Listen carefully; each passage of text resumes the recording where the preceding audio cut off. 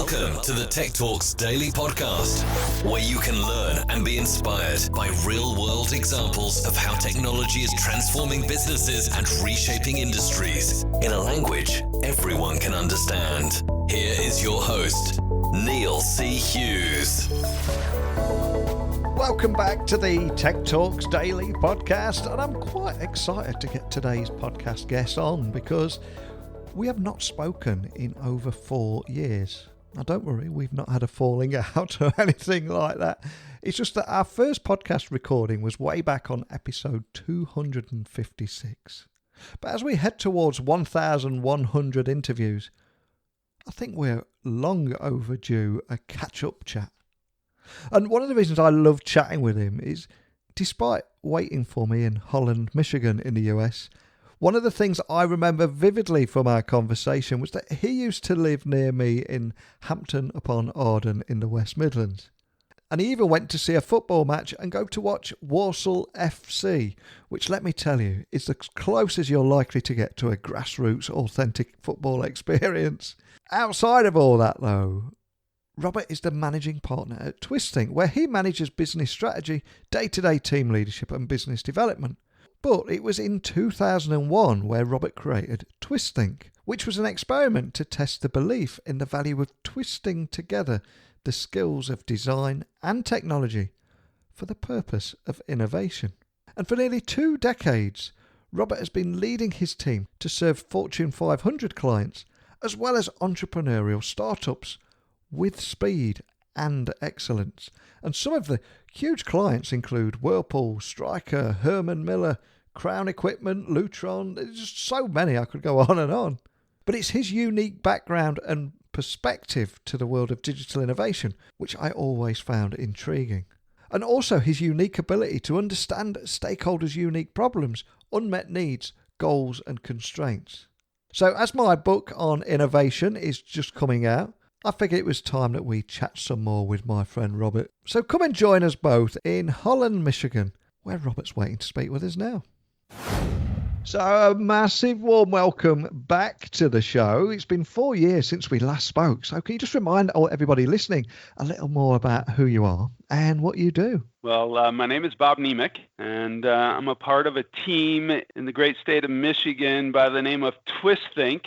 And Twisthink is a 19-year-old firm that has been running hard in a variety of markets with a variety of clients, both entrepreneurial startups to Fortune 500, Fortune 100s, but primarily companies who are looking to innovate, accelerate, and grow. So we're a professional service firm, and we've enjoyed a great run in that domain of using the skills of our team, which is a unique combination of industrial design, so design coupled side by side with what we would call broadly as technologists, but more specifically electronic engineers. And those two skills, generally speaking, it's been my experience or our collective experience that those two skills rarely are locked arm in arm in the same workspace and in the same kind of environment. And that's what we've been harnessing the energy of those skills during our 19-year run, trying to help companies get to market faster and get to market faster with great user experiences linked to technology. And since we last spoke, this podcast has now gone daily, and we're still exploring how technology is transforming multiple industries. But like I said a few moments ago, Twisthink first appeared on my radar 4 years ago in our conversation.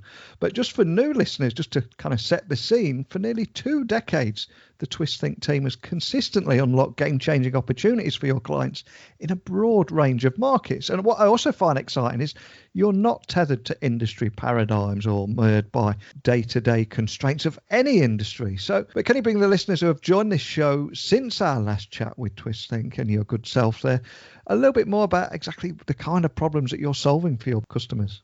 when we last spoke, we were on the cusp of this breaking megatrend known as digital transformation. And quite honestly, that space of digital or connectivity has been a key foundation within our business since we started in 2001. But certainly, and I'm sure this comes as no surprise to you nor your listeners, in the last 4 years, the momentum building behind that megatrend disrupting every organization, whether it's a great manufacturing firm or a great service provider. I think we'd all kind of nod our heads up and down and testify that there's a great change and great opportunity coming from that trend. And so I think when we connected, again, I can't believe it's 4 years ago, but 4 years ago we were talking around the topic of Internet of Things, and no surprise whether we use that 3-letter acronym of IoT or now maybe transforming it into AIoT or more broadly, digital or digital transformation. That space is generating great opportunity, and it aligns really well with the skills of design, technology, and strategy. So for us, though maybe we weren't smart enough to map this out when we first kicked the ball into play in 2001, we've seen classically over the years that digital transformation and having great user experiences linked to technical feasibility is driving our business in a real positive way.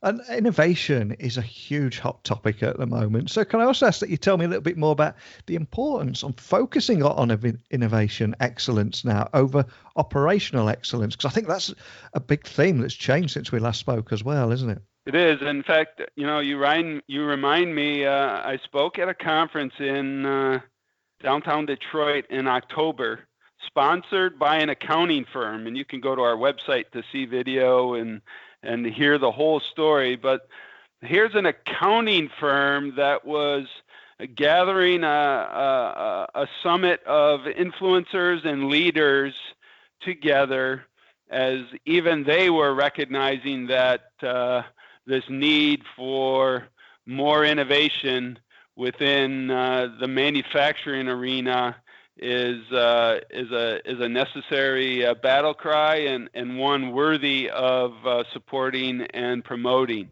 And so at that event, I was simply trying to make that audience aware of, hey, there's a process that we've all been exposed to, and it's one called lean manufacturing. It's a proven process. It's got key stage gates or steps within the process, like processes, standard processes, quality, waste reduction, continuous improvement. Those are all important to an organization who's operationally trying to remain relevant and excellent. But my point was to then introduce them to, and no surprise, an audience with hundreds of people representing a variety of companies sitting there. When I asked them the question of, hey, raise your hand if you or your company have invested in another great process, one that can generate more value and ultimately more growth. And this process is known as human-centered design. The audience sat still, meaning nobody had raised their hand saying that their organization or they as a leader within their organization had experience in that process. So it gave me a great opportunity to, again, appropriately identify that lean manufacturing is all about pursuing operational excellence today. Human-centered design as a process is all about pursuing innovation excellence for the future. And smart companies don't just lean on one. They appropriately and wisely weave both approaches, both methodologies into the culture of their organization. So it's quite interesting to me. Lean manufacturing is very much a left brain, analytical, linear approach. And when an organization embraces it, it can deliver great results to that company, especially in the short term of that company. But human-centered design, as I mentioned already, a few of the stage gates on the lean side, well, there's 4 processes or 4 steps within the process of HCD: discover, analyze, create, and develop. And there's tools and or methods that can be appropriately deployed in each of those 4 stage gates that would allow an organization to ultimately innovate. And I guess the point of that presentation in October, and even referencing that briefly, Neil, in this call, is to try and raise the awareness and encourage any organization, large or small, that that's a process worth embracing too. It will deliver results if an organization leans into it and takes it seriously. So where lean is very much left brain biased, I would argue human-centered design is more right brain bias, and the skills of imagination and the skills of creativity are exercised in the HCD domain. But I think more importantly, or just to pile on, when we think about digital transformation and companies having that on their strategic roadmap, I would argue that this process is uniquely skilled at mining what the user experience is going to be. In fact, we live in an age where it's not, kind of industrial age, and it's not even the technology age any longer. I think we live in the age of user experience. And digital transformation and collecting data and analyzing it and then presenting that data to various key stakeholders in a way that's intuitive and informative, that's the environment that I think digital is really opening up today. And HCD is the process that will allow you to paint the target and hit the bullseye from a user experience perspective. Companies are wise to use that process to drive their digital strategy. They really are. And other conversations that I'm hearing more and more at the moment is about transformational change and how it's moving at breakneck speed and how businesses are struggling to keep up with that pace. But of course, the reality is it's never going to be moving this slow again because it's just getting faster and faster. So with that in mind, why do you think it's so important for business leaders to lean into change in today's digital age rather than just fight it, of course? Well, I think the reality is if you don't lean into it, you're going to be left behind. Yeah. Because though you may not be leaning into it, there's an entrepreneur out there, or there's a competitor out there that is leaning into it. So the ability, the cost of entry into any market, into any product, into any service, that bar in this digital age has again been lowered to a degree where I don't think any company is safe. And so leaders need to lean into change, But let's be honest with ourselves. It's hard. Yeah. And it gets even harder when you have a global economy where really on just about every front, growth has been the battle cry over the last decade plus. So there can be a tendency when you're in a growing economy to just want to keep your hand on the crank and turn it faster. And I think, again, that's where operational excellence can and lean as a process can deliver great results in that arena of somebody turning the crank or welcoming more service opportunities. But companies that are doing that within their core are also wise to also use another tool to try and identify how to stay ahead of the competition, how to deploy technology in a way that really, as we would say, a smile is the innovation tachometer. And so, thinking about data that can be collected so that smiles can be generated with key stakeholders is a worthwhile goal. But absolutely, it's hard.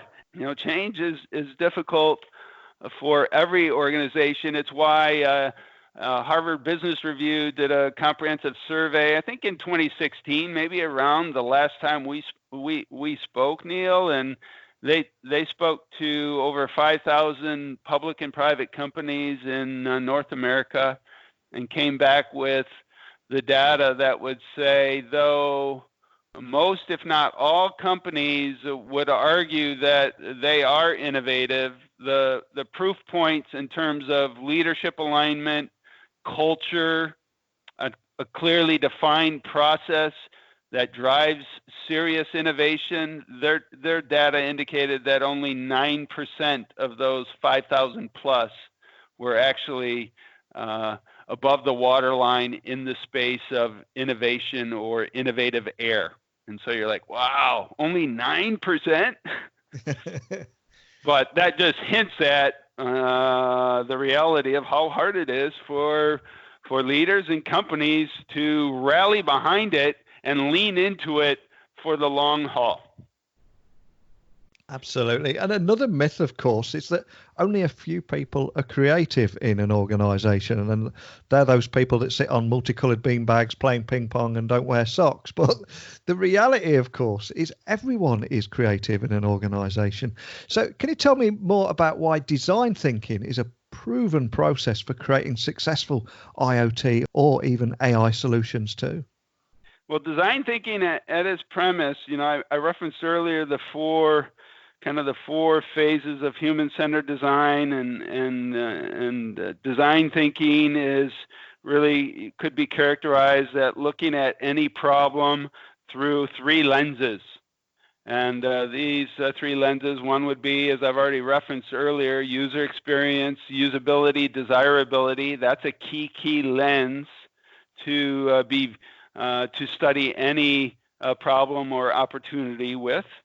But technical feasibility is another key element for consideration. And then the third lens is that of business viability.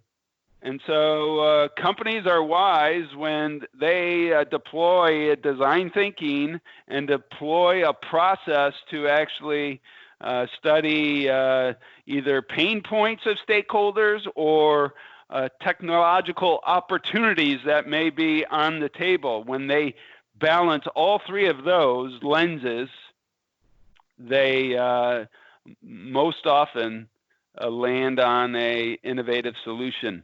And just a comment on that last lens, business viability.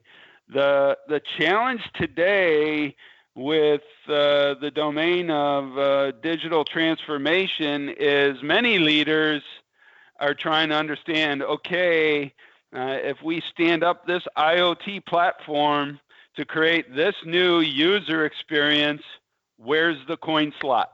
Human-centered design as a process will allow you to clearly identify the coin slot before you spend the development dollars to stand up that IoT platform. And I think, again, that's a key element in this digital transformation age that we're all trying to grow in. That's a key element that sometimes gets overlooked.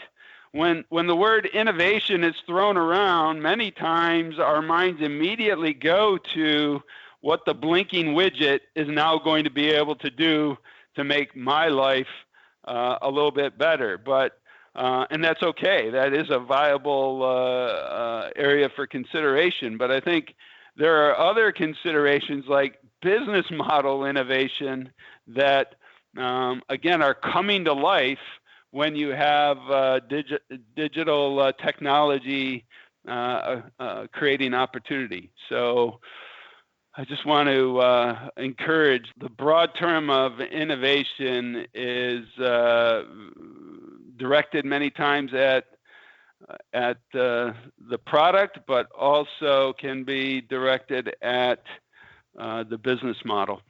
And I'm curious, though, why do you think that this digital edge is the most intriguing place for product innovation to occur right now? And also, what is it that excites you about that?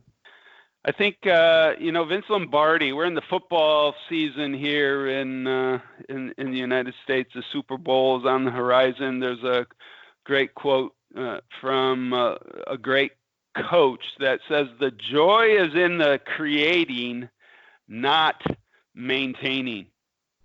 And I think this digital age that we live in really plays off of the opportunity it brings to any organization, the opportunity to create new user experiences for the primary or the secondary or even the tertiary stakeholders that firm is running after to serve. So it's a game changer in allowing a company that perhaps has been under the waterline for some time in the space of commodity to reposition themselves and get above the waterline in this era of innovation and in a world where they can create new experiences.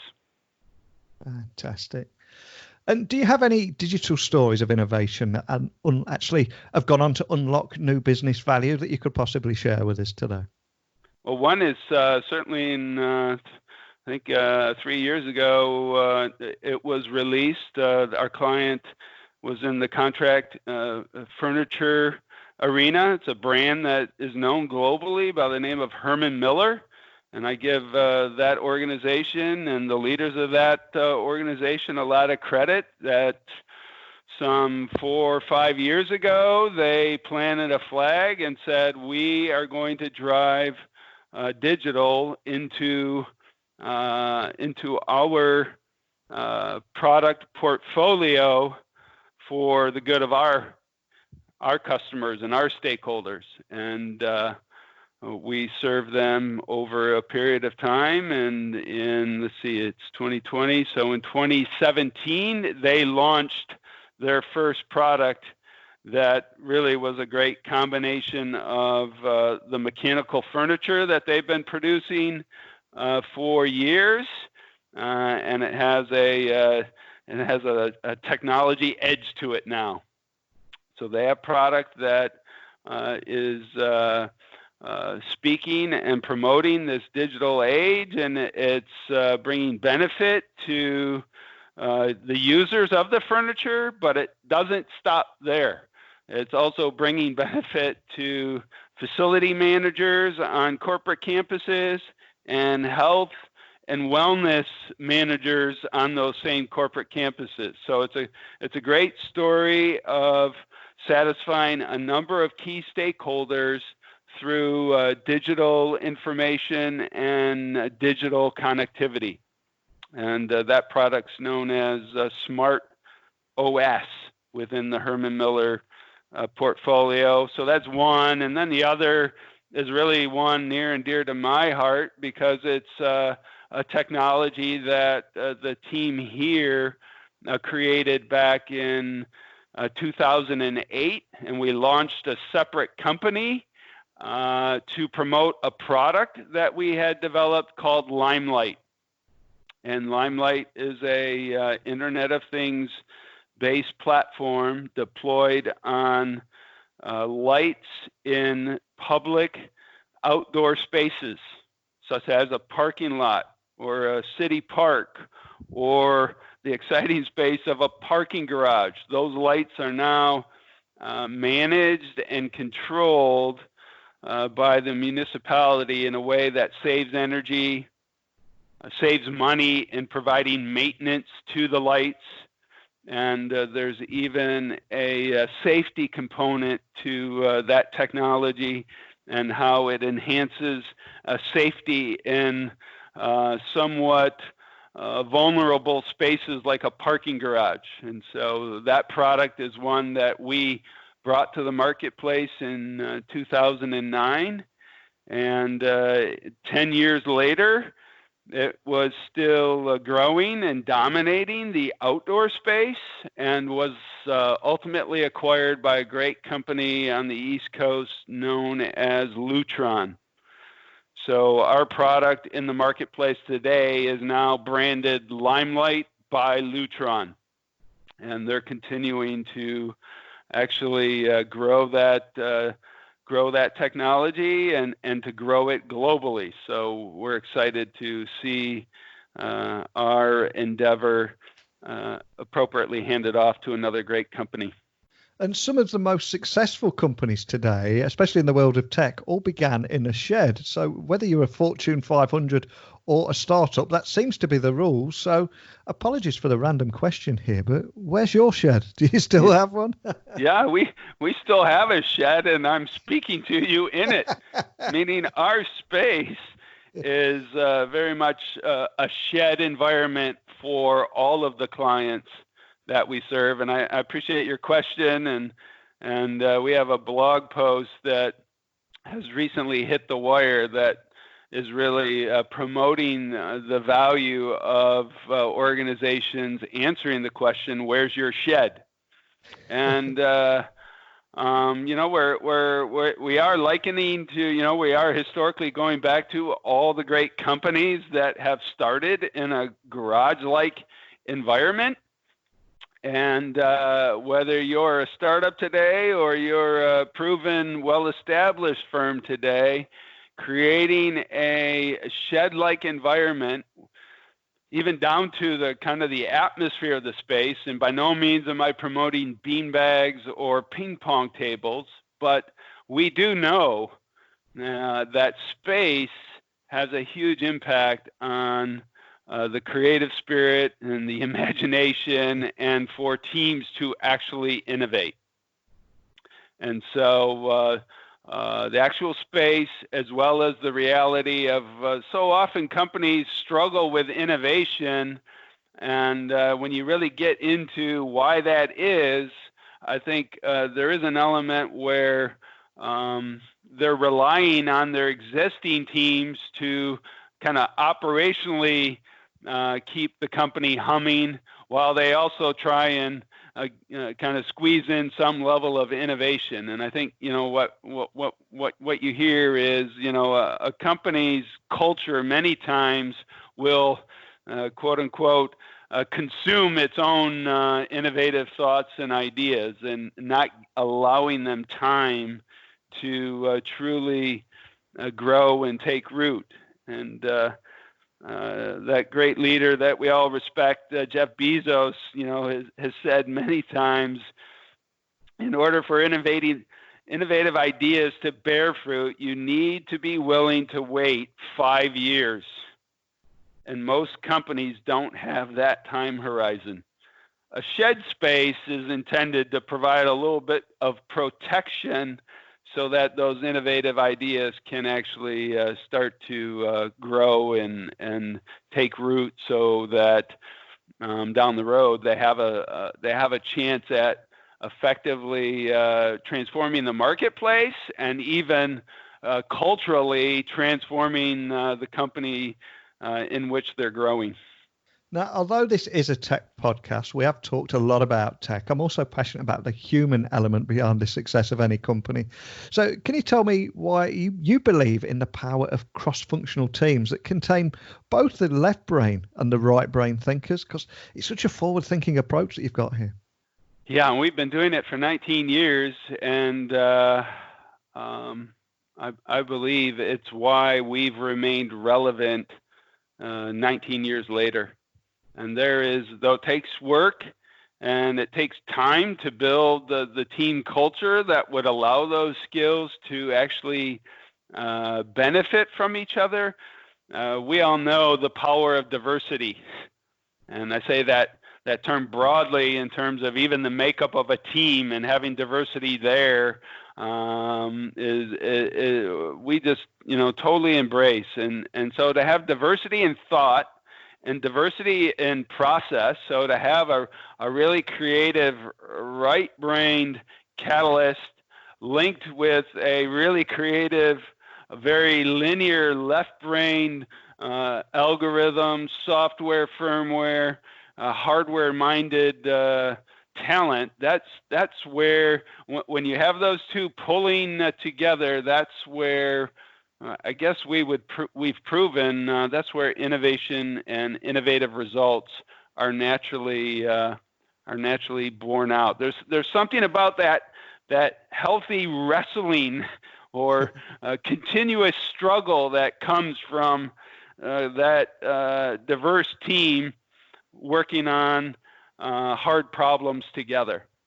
And so, there's a sense, especially in the early years of the business, where each side of the team was learning each other's thought process and creative process. And once that's understood by both sides, in a sense, that's where the energy comes from. And earlier I was talking about human-centered design and design thinking. I think you appropriately referenced.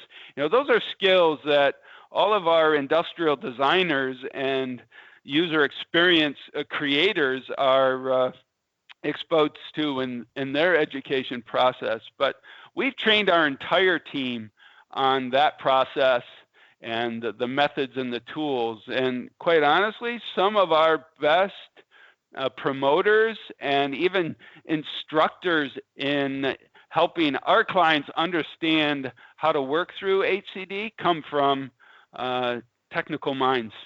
Well, a huge thanks for coming back on the podcast to join me today. But before I do let you go, could I just ask that you remind everyone listening of where they can find Twisthink online, and also contact your team if they're left with any questions? Sure. So it's twisthink.com/Tech Talks Daily. And the reminder again, Neil, to you and your listeners is Twisthink only has one T in the middle. So it's TWISTHINK.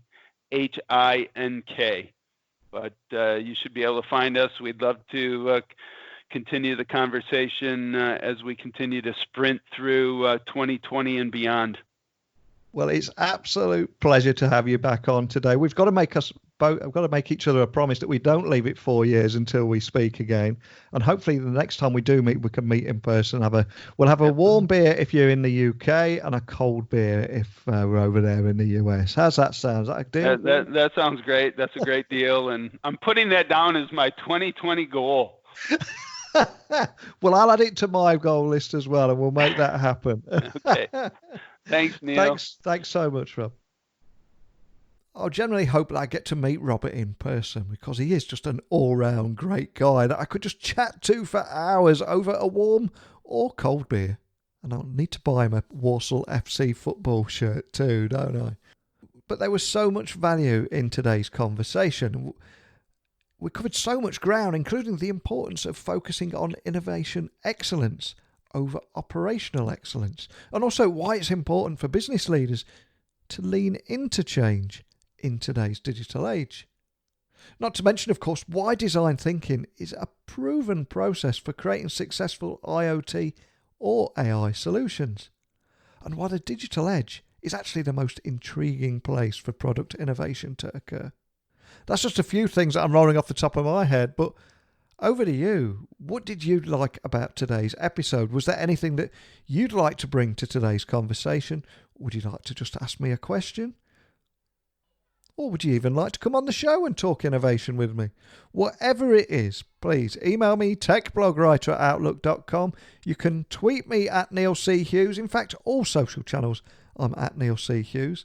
And if you want to work with me, read more about my book that's coming out, go over to my website, techblogwriter.co.uk.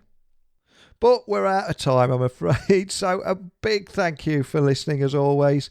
And I'll see you same time, same place tomorrow, where we'll have another guest lined up to speak with us. So until next time, don't be a stranger. Thank you for listening to the Tech Talks Daily Podcast with Neil C. Hughes. Remember, technology works best when it brings people together.